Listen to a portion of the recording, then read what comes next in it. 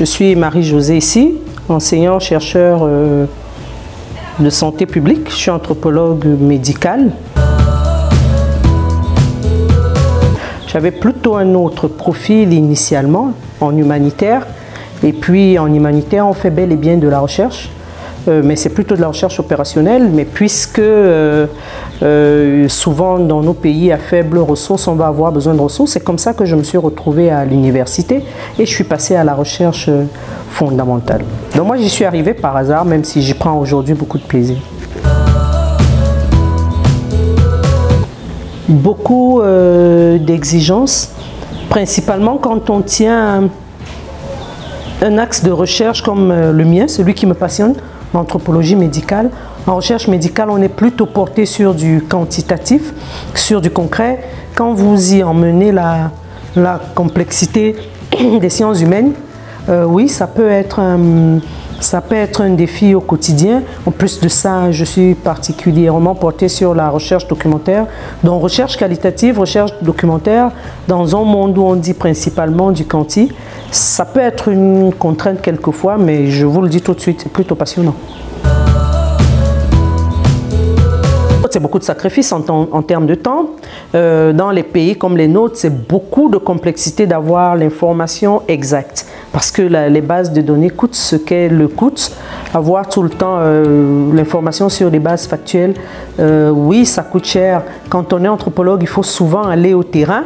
Ça implique que les autres vous acceptent, avec qui vous allez travailler, que le reste des membres de l'équipe vous acceptent. En plus de ça, il faut pouvoir publier dans des codes qui ne sont pas toujours ceux de votre écriture. Oui, beaucoup de challenges. Je suis moi. Je suis moi. Je suis entière, je prends plaisir dans l'un, je me ressource dans l'autre. Ça me va très bien. J'ai une fille de 30 ans, c'est bon, hein, ça va.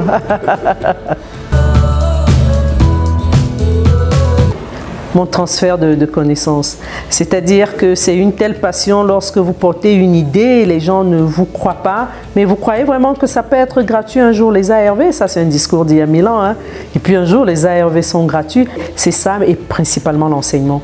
Quand vous voyez quelqu'un, vous avez rencontré un jour la première fois qui était un apprenant de médecine, vous voyez après comment il devient un gestionnaire de défis de santé publique, c'est une fierté tout à fait particulière. Non, non, non, non. Je ne pense pas du tout qu'il y ait des besoins spécifiques aux femmes. Je pense que nous naissons avec des dons. Et parce qu'on aime ceci ou cela, on va y trouver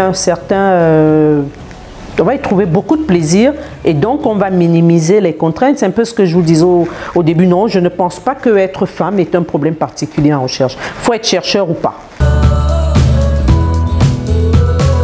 Mais être des modèles, j'ai toujours vu le professeur Sinata Koulachiro dans son ampleur, et puis vous la regardez évoluer, et puis vous ne vous dites pas je vais être comme elle, mais ça ne vous pose pas problème parce que vous l'avez toujours vu, mais c'est ça. Mais on peut croire que c'est compliqué parce qu'on est une femme, mais quand on a vu des femmes, je pense qu'on y entre. À l'excellence, elles doivent se donner les moyens de faire ce qui est bon et ce qui est vrai. Maintenant, quand elles savent qu'elles travaillent sur des faits factuels, qu'elles laissent dire les autres et qu'elles laissent l'histoire leur donner raison. L'excellence, je crois.